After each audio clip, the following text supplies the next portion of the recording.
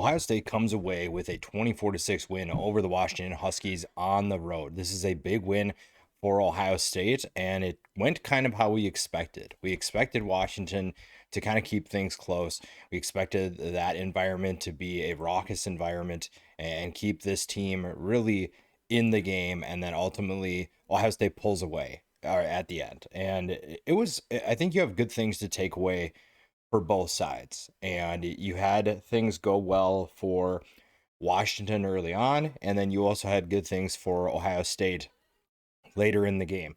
Now, when you look at the first half was full of ups and downs for both sides. I thought that Washington did a pretty good job of keeping Jeremiah Smith in check. They were shading coverage, doubling Jeremiah Smith.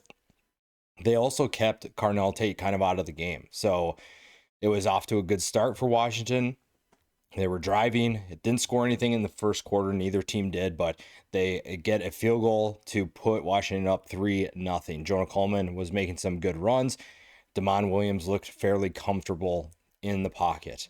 Now, this didn't affect the game, but after that field goal, they get the ball back and they're driving down, trying to do another field goal. They run a fake, and it didn't look like the tight end or the up back, whatever, was on the same page as the passer. It looked like he was trying to block, and I don't know if that was the design. It was trying to be a designed run or if it truly was a pass, but there was a miscommunication, and that doesn't work. Again, ultimately didn't end up affecting the game because the deficit was too much, but definitely one where you saw some of the little things not going right for Washington. You also had some big time injuries in that first half. You lost Zach Durfee on defense. You lose Carver Willis on offense. Overall, I thought the defensive and offensive lines played pretty well against Ohio State for the most part, but you clearly saw a gap in talent, right? And that's kind of what we talked about coming into this game, is how much could Washington do, even though they're the less talented team, and how long could they hang around in this game? I think one thing that Ohio State did really well is they did not let Damon Williams beat them one way or another. They were putting spies on him multiple times, making sure that he wasn't going to get out and run the football. And that worked out really well. 13 carries for negative 28 yards. Now, sack yardage does apply to that, but when he was running the ball, he was not breaking out big plays. So Ohio State was doing a great job of keeping him in check, but Washington was also doing a great job of keeping Ohio State in check as well. Up until, a minute 8 left in the first half, Ohio State hadn't scored, and Jeremiah Smith and Carnell Tate weren't really factors. That was something that Washington did really well. But it was also kind of Ohio State wasn't. I thought that Ohio State's play calling was trying to be too intricate and trying to be too much when they could have just gone with some more simplified plays, if you will, play calling. And they do kind of get back to that. They do kind of get to that. And on the touchdown, you see the shallow screen. Jeremiah Smith's on the right side of the field, goes all the way to the left. Nobody's covering him. There's two blockers out front.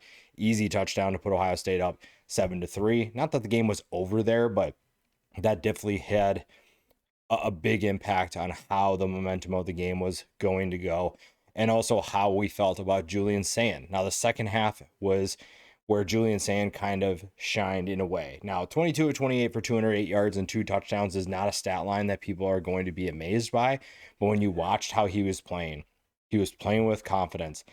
The play calling was very good. And I thought that Brian Hartline and Ryan Day did a good job of keeping Washington off balance. Lots of play action where you think the play is maybe going one way and going to another. You have the offensive line blocking to the left. You had Julian Sand out to the right multiple times, and you let him make some simple throws. And he was taking that. I think that Ryan Day maybe had a conversation with Julian Sand and said, hey, we don't really need you to make incredible plays right now. We need you to take the smart plays, take the easy plays. They might be the boring ones, but they're going to be the right ones. And third quarter, they get off to a good start. They go up 14-3 with a CJ Donaldson rushing touchdown. Now, there's a roughing the passer penalty on Washington that I didn't necessarily agree with, but it is what it is at this point. You can't really do much about it, and that keeps the drive alive. It was on a long third down, and they are able to sustain that drive and turn it into 7 points. Washington does get another field goal. Damon Williams was looking really good. I thought that he played as well as he could for the situation he was in. 18 of 22 for 173 yards. And he was making some really nice throws. He was throwing some darts. And even though he's a small guy, he can make some pretty good throws. He's got a good arm on him and a rocket at times. But it was Ohio State's offense that kind of just took over from there. Again, Brian Hartline and Ryan Day did a really good job of getting their quarterback involved and confident. And then Carnell Tate and Jeremiah Smith really got involved from there. And this is one thing that makes Ohio State so tough, is that even when those guys aren't having the best game, they are still locked in and they are still competing. And when it comes down to it, they are going to be playmakers. The Carnell Tate catch on the sideline where he got 1 foot down, literally there was no room for him to make the catch. That tells you how focused he is, because he didn't have a ton of production up until that point, and he's still locked in. He's still focused on the task at hand and gets the job done.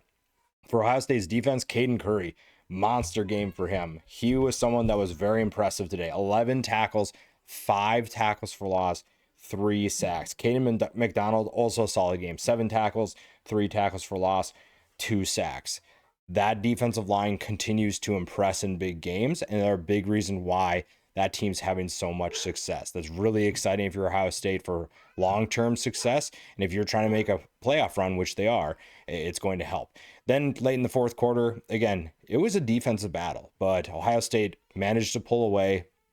You never really felt like they were in trouble or in jeopardy of this game getting out of hand or getting away from them.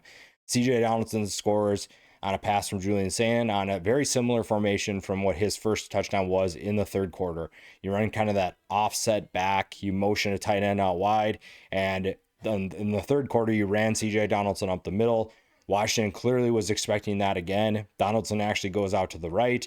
There were 2 guys wide open that Julian Sand could hit. He throws to Donaldson, scores the touchdown, and that was ultimately the one that seals the game there to make it 24-6. Now they added a field goal to make it 17-6, but it was that touchdown that was the dagger there and a game over. So overall, though, this was, I think, a game that went as we thought it would. We thought that Washington could hang early on, and then ultimately the talent gap would emerge and show itself. And that's kind of what we saw here. And if you're Ohio State, you should feel pretty good that even if things aren't going well right away, you still have a team that can make plays. You have wide receivers that are locked in, and you have a defense that's going to keep you in football games. And that defensive line shined when they needed to. If you're Washington, you should feel good knowing that you kept things close for longer than probably people expected. You only lost by 18. Now your offense is going to have to figure out what are they going to do if Willis is out for a period of time. How do you find more explosive players?